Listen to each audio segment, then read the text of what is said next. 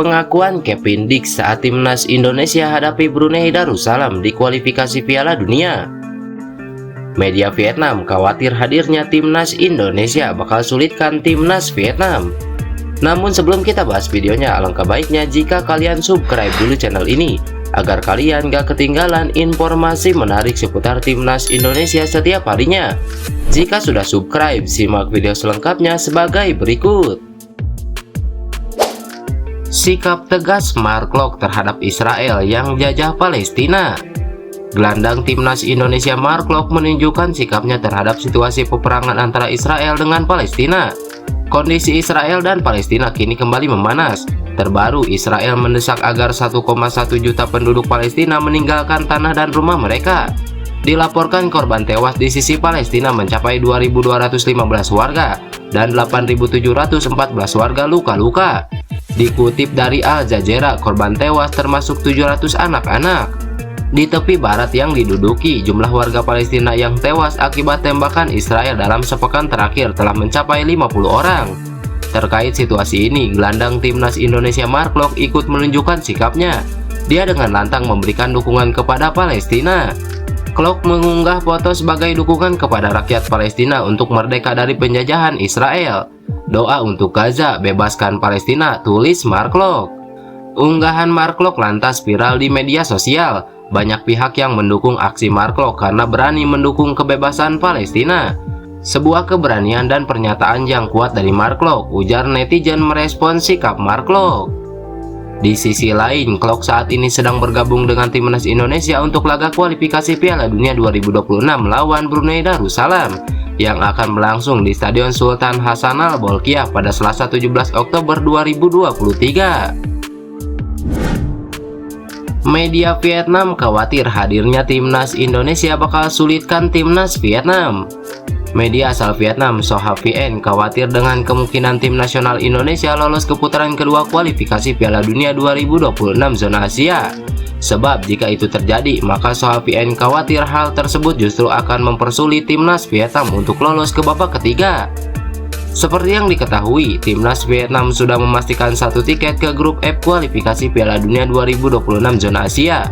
Dua slot lainnya diisi oleh Irak dan Filipina. Sedangkan satu slot lagi sedang diperebutkan oleh timnas Indonesia dan Brunei Darussalam. Saat ini timnas Indonesia sudah unggul 6 gol tanpa balas secara agregat dalam 2 leg.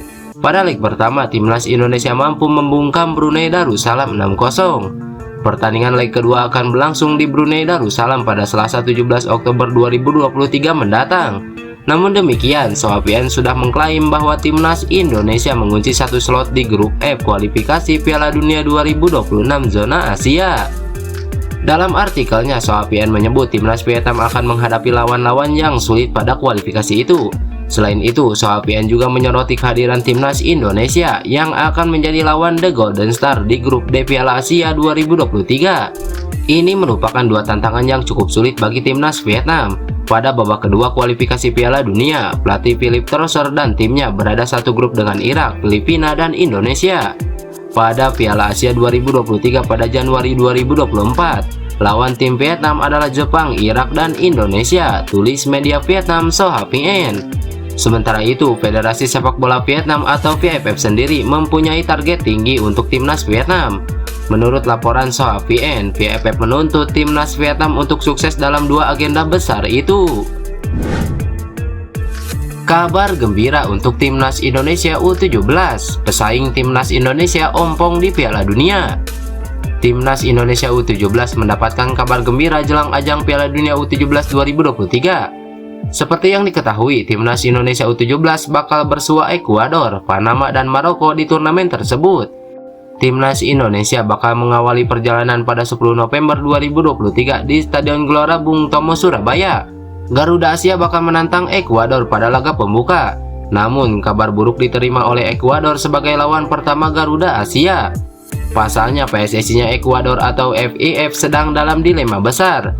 FIF ditempa dilema soal apakah wonderkid Chelsea, Kenry Faez akan dipakai timnas Ekuador senior atau ikut Piala Dunia U17 2023. Apalagi pada kualifikasi Piala Dunia 2026 zona CONMEBOL bulan ini, Kenry Faez sukses mencetak gol perdana untuk timnas Ekuador senior. Golnya mengantar Ekuador menang 2-1 atas Bolivia. Catatannya itu membuat pemain yang baru saja resmi bergabung dengan Chelsea tersebut mengukir rekor jadi pemain termuda yang membukukan gol untuk timnas Ekuador. Pada hari di mana digelar laga pembuka Piala Dunia U17 2023, Ekuador sebenarnya menghadapi dua ajang bersamaan. Dua ajang tersebut adalah Piala Dunia U17 2023 dan kualifikasi Piala Dunia 2026 untuk tim senior. Dua laga kualifikasi Piala Dunia 2026 untuk Ekuador berikutnya bakal digelar pada 16 dan 21 November 2023. Sedangkan Piala Dunia U17 2023 bakal digelar pada 10 November sampai 2 Desember 2023. Pada dua laga kualifikasi Piala Dunia 2026, Ekuador bakal menghadapi duel kelas berat melawan Venezuela dan Chile. Kenry Faez tentu dibutuhkan untuk memperkuat dua tim tersebut untuk mencapai prestasi tertinggi tim Ekuador. Ketua FIF Francisco Egas langsung angkat bicara soal dilema tersebut. FIF mengaku bahwa kedua belah pihak yakni pelatih timnas Ekuador senior dan U17 sedang mencoba menyelesaikan masalah ini.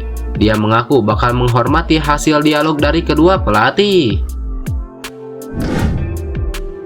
Pengakuan Kevin Dix saat timnas Indonesia hadapi Brunei Darussalam di kualifikasi Piala Dunia 2026. Pemain keturunan Kevin Dix memberikan dukungan terhadap timnas Indonesia melawan Brunei Darussalam dalam kualifikasi Piala Dunia 2026. Timnas Indonesia akan melawan Brunei Darussalam pada leg kedua kualifikasi Piala Dunia 2026 pada Selasa 17 Oktober 2023. Jelang laga ini, Sandy Walsh membuat poster di Instagram pribadinya. Menariknya, unggahan Sandy Walsh itu direspon oleh Kevin Dix. Pemain yang berkarir di FC Copenhagen tersebut menyampaikan dukungannya. "Semoga beruntung bro," tulis Kevin Dix di komentar Sandy Walsh. Sontak komentar tersebut langsung menyedot perhatian warganet tanah air. Banyak dari mereka yang membujuknya untuk melanjutkan proses naturalisasi. Sebagai informasi, Kevin Dix merupakan pesepak bola berdarah Maluku, Indonesia. Ia sebetulnya sempat dihubungi PSSI untuk menjalani proses naturalisasi. Saat itu nama-nama lain yang muncul ialah Messil Girls, Tijani Raiders, hingga Ragnar Oratmangun untuk membela skuad Garuda. Namun akhirnya hanya Sandy Walsh, Sen Patinama, dan Jordi Amat saja yang benar-benar diproses untuk mendapatkan status sebagai WNI. Kejelasan nama-nama yang sempat muncul sejauh ini masih belum diketahui. Malah ada pemain baru yang dikabarkan bakal diproses seperti JIJ serta Natanzo. Baru debut manis, penyerang timnas Indonesia jadi sorotan FIFA. Penyerang PSS Sleman Hoki Caraka tengah jadi sorotan setelah melakoni debut bersama timnas Indonesia senior. Foto penyerang 19 tahun itu kini bahkan terpampang dalam unggahan akun Instagram Presiden FIFA Gianni Infantino. Sebagaimana diketahui, Hoki Caraka melakoni debut saat timnas Indonesia melumat Brunei Darussalam dengan skor 6-0. Kini wajah Hoki Caraka menjadi sorotan Presiden FIFA Gianni Infantino. Hal ini terungkap dalam sebuah unggahan akun Instagram @GianniInfantino.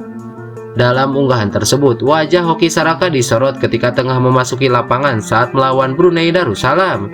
Jika menilik dari caption unggahan, Gianni Infantino hanya memperkenalkan aturan baru untuk Piala Dunia 2026.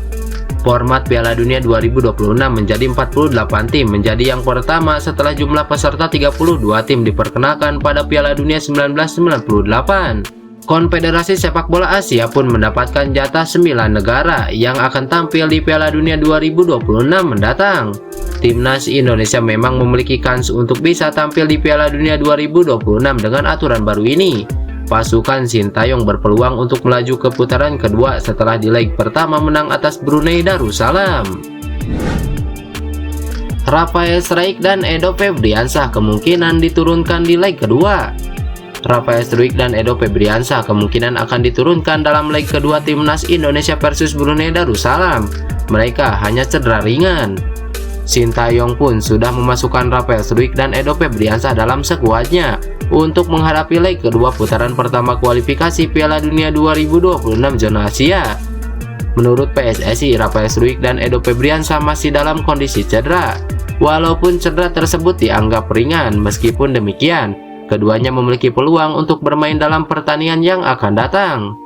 Pada pertemuan pertama di Stadion Utama Gelora Bung Karno, Rafael Struijk dan Edo Febriansah tidak masuk dalam skuad timnas Indonesia saat mengalahkan Brunei Darussalam. Namun, PSSI memutuskan untuk tetap membawa keduanya dalam skuad leg kedua ini, mengingat cederanya dianggap lebih ringan dan kemungkinan mereka untuk turun bermain. Jika timnas Indonesia berhasil mengalahkan Brunei Darussalam dalam pertandingan leg kedua ini, mereka akan melangkah ke putaran kedua kualifikasi Piala Dunia 2026 zona Asia dan bergabung dengan timnas Irak, timnas Vietnam, dan timnas Filipina di grup F. Sementara itu, Sintayong telah memastikan bahwa timnas Indonesia tidak akan bermain bertahan saat bermain di kandang timnas Brunei Darussalam. Meskipun mereka sudah unggul agregat dengan selisih 6 gol, skuad Garuda tetap diinstruksikan untuk tetap menyerang dan berjuang untuk meraih kemenangan. Lantas, bagaimana menurut kalian? Tulis pendapat kalian di kolom komentar.